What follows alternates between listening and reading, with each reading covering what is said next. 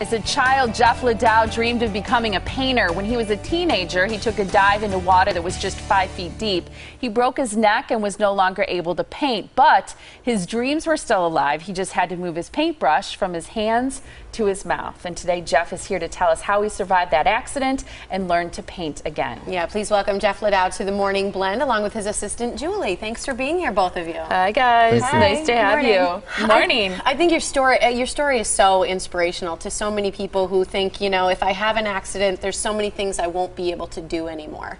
You know, for you, how did you come to becoming a painter? Because you always loved painting from the time you were a little child, watching people paint custom cars. Yes. Talk a little bit about that. I wondered how things got underneath the paint.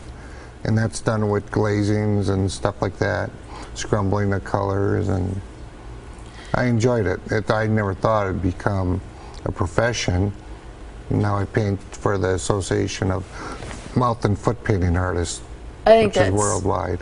Yeah, it is a worldwide organization. How long after your accident, because you were an artist before it happened, how long after your accident did you return to painting and learn to paint with your mouth? About several years.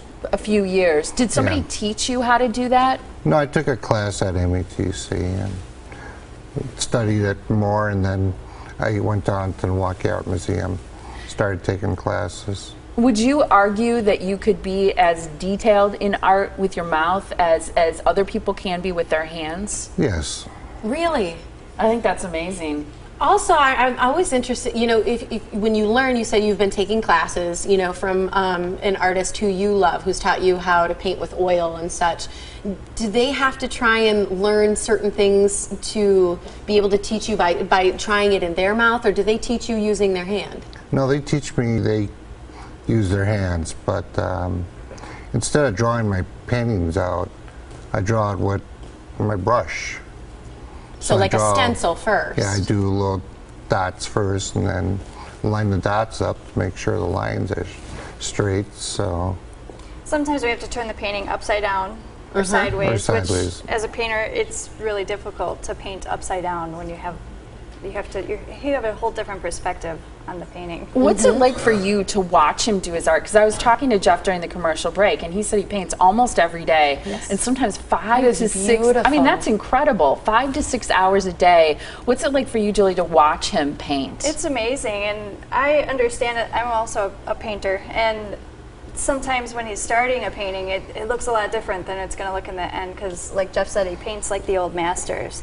So it's layers and layers of thin glazings, and it transforms as it goes, but it's pretty amazing. It's neat to see. Yeah.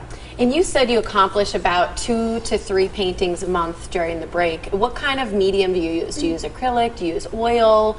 Do you use mixed medias? It's strictly oils. Strictly oils. So you have a lot of patience. And it takes about 3 months to finish a painting. Why do you say that? What is it about oils that takes a lot of patience? It takes a lot of time to dry. In between you gotta let the glazings dry.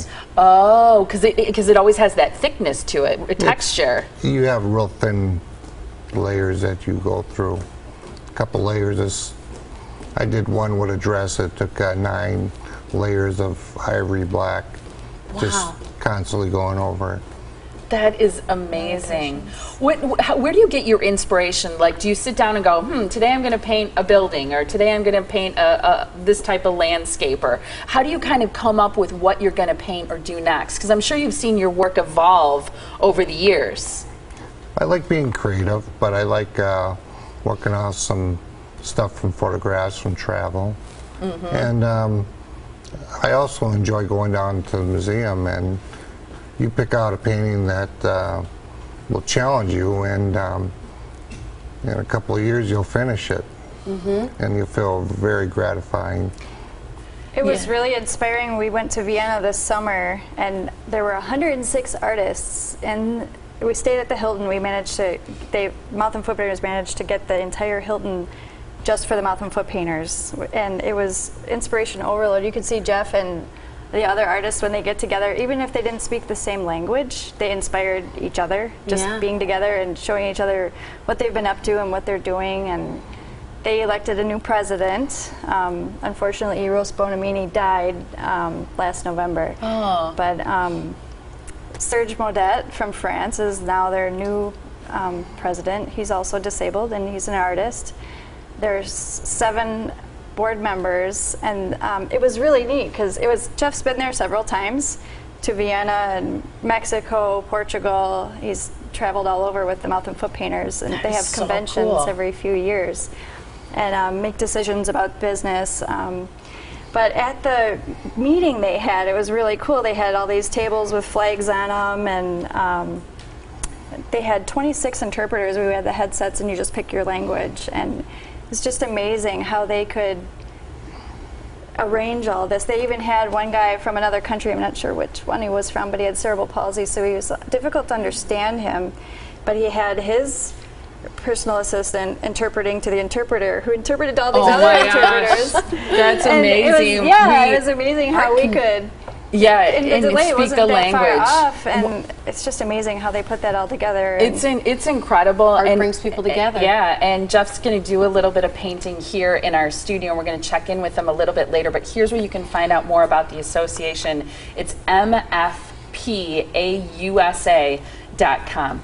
Oh my gosh, I am just amazed at this. If you're just now joining us, incredible. Early we met Jeff LaDow here. He was paralyzed in a diving accident as a teenager. Jeff has gone on to become a spectacular artist doing mouth painting, which he's doing right now. And he and his assistant Julie are back with us. He started working on this about 20 minutes ago, but it was already obviously in the work. So how long do you know how long he's been working on this particular oil painting? This one's been about 3 months. Wow. He's getting towards the end. He's going to add some shadows and maybe touch on a little bit of the light. Okay. I don't know how close we can get on this, but he's painting a flower right now with a very small tipped paintbrush, and it is phenomenal to see this up close. I don't know how close we can get if we're going to be able to. It's so precise. There you can see it right now. Look at that. I mean, the precision that you're using, I know he can't talk right now because the paintbrush is literally in his mouth. He's painting with his mouth.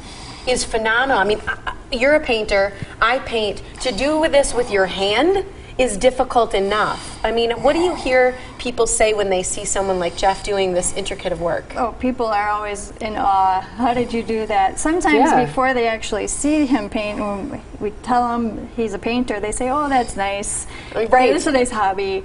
But when they see that he's doing it as a career and he is at a professional level, actually you could see his work. He's got 34 paintings hanging at Independence First. It's We know National. Independence First. Yeah, they're hanging there right now. The reception is October 18th. Can you buy them? They are all for sale. Okay. Oh, there are a few that are not for sale, but they're marked. Okay. How do, you know, people, a painting like we're looking at now, what is a typical range that this would sell for? Because I can imagine there's a lot of people out there who are interested in purchasing some of Jeff's art. I'm not sure if Jeff has decided to sell this one, but he's got paintings ranging from as low as $60 to $2,000. So he's got quite a range. They don't make their money solely off the sale of their originals. Some of the artists don't even sell the originals, but through the sale of the cards and calendars and puzzles and books worldwide. This is so beautiful up close. I feel like you've got to go to Independence First then and check out some of his artwork in person. Well, and just seeing some of the pictures of some of the art he's done previously was impressive, but it means so much more to actually see you doing the work. Is this a place that you've actually been to, or is this from a photograph? I made that up in my head. From your head? Take this, Julie. Yeah. Oh, okay. There you go. Yeah. So there's a mouthpiece on it. Yes, we make our living by the sale of the Christmas cards and calendars. Right. So we're self-supporting, and those will come out sometime this week. Okay. And that's how all the artists based in 68 different countries earn their living. How many mouth and we're out of time, but just a number. How many mouth and foot artists are here locally? Do you know?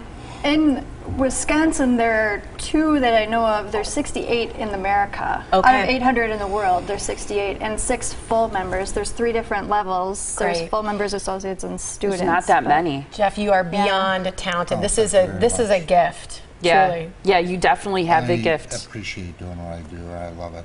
Awesome. I have no other way. Thank you so Jeff. much, Jeff. Thanks so much. And there again is the website where you can check out more of the art from artists from all over.